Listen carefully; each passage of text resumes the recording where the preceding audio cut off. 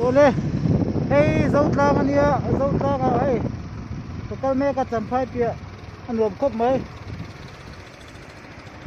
So la son traffic an lo duty vangin ka du tok phot don ani. Video lak chun jam lengo. Traffic ka an lo duty vangin traffic rules a chuanin mobile phone khoi chunga lir thei khal khala ni lawa. Dan ka bo sia ni. Mala man tlan chak le. Ka tlan chak ve du lo. Hey, Zotlang ania rom khop mai so nei.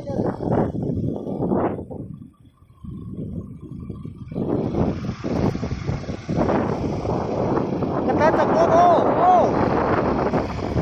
đó đó Zotlang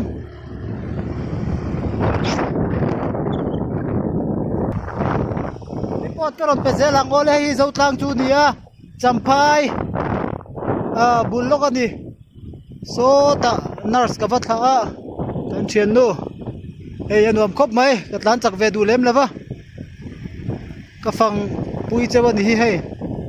hey phai ram khop maya phai ram khwa vai ram kalkong ang deuh kha ni hai kong azau tha highway nei tha a one way mai pon lo dia and cross pop pop ngam ni so ti son leile te chu om dung mai phar thui khop mai anwa mani e sunday tlai ani hai right an tam khop mai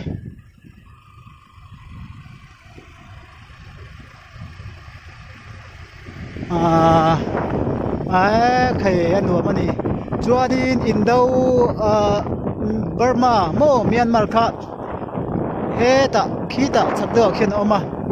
nom deng deng ani o zo kho thar te oma pe hian mo tiang bel chu de video rei don lu tuk tat be a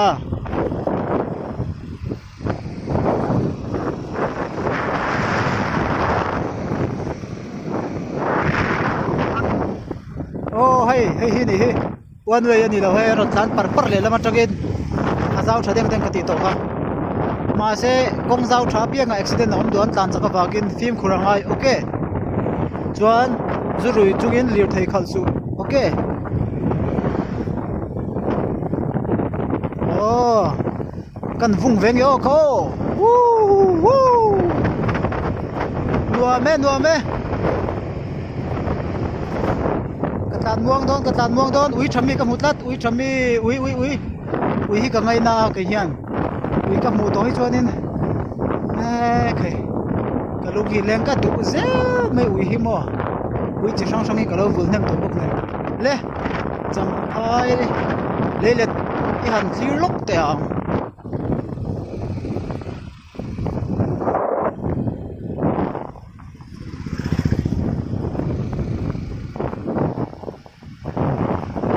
Ole, hey, Zotlang ania, Zotlang hey. Total me ka Champhai pia, an rom khop mai. So la son traffic an lo duty vangin ka du tok phot don ani. Video lak chun jam lengo. Traffic ka an lo duty vangin traffic rules a chuanin mobile phone khoi chunga lir thei khal khala ni lawa. Dan ka bo sia ni. Mala man tlan chak le. Ka tlan chak ve du lo hey Zotlang ania rom khop mai so nei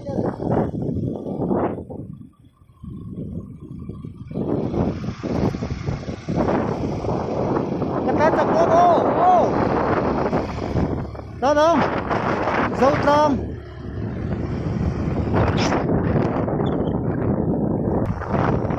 report ka ron peze lang ole hi Zotlang chu nia Champhai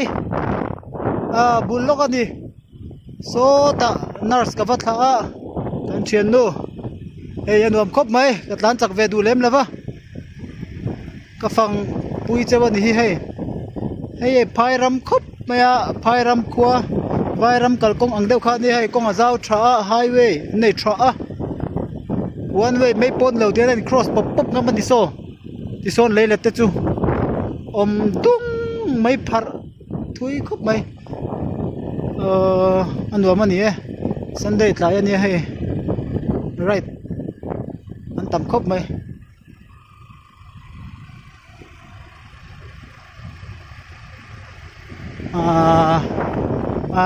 khai anh nuông mani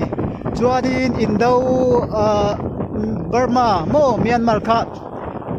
he ta khi ta sắp được khiên oma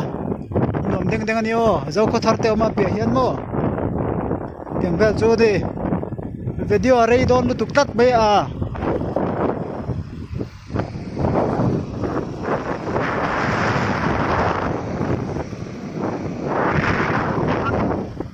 oh hay hi ni hi one way ani lo he rot lan par le lama tagin azau thadeng deng kati to ha ma se kong zau tha pia nga accident om don tan chaka wagin film khurangai okay chuan zurui chungin lir thei khalsu okay oh kan vung veng yo ko woo nuwa me tàn muang đón ui chấm mi cầm hút lát ui chấm mi ui hi cả ngày nào cái hiền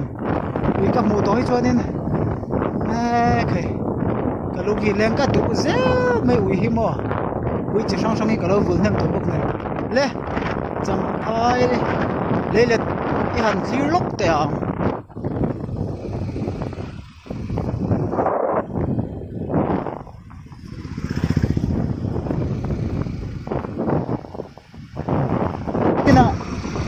Kabela anin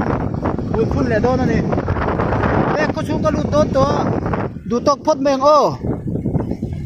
live telecast ni live khop mai video hi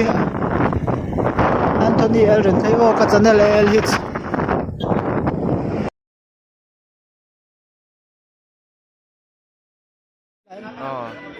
le zau ui thami het ni vul tur o an chum thani